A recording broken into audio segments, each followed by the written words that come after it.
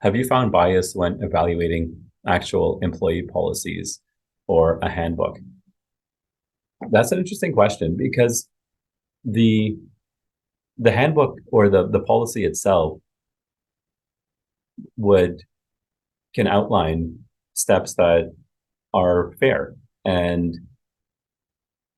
on its face seems to be a neutral and a coherent process and a procedure that folks should follow. It's really in the implementation of that, right? So if you take a harassment complaint and you say, look, you've got a complaint that when you have a concern, here's who you report that concern to, and here is the process that the organization is going to follow, and they'll map out some sort of a investigation slash fact finding process.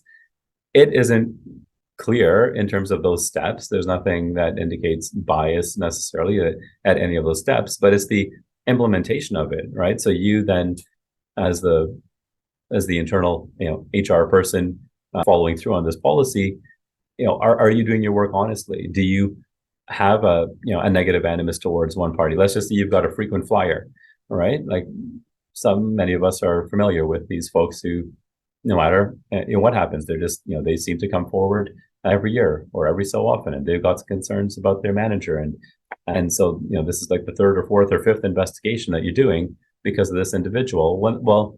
When they come forward the sixth time, how much patience do you have for their complaint?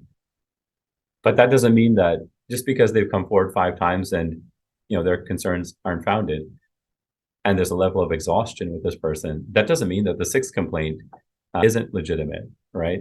And I think there's a sense of exhaustion that we can get to internally when dealing with these folks, and you then just don't follow the policies and the procedures in the same way.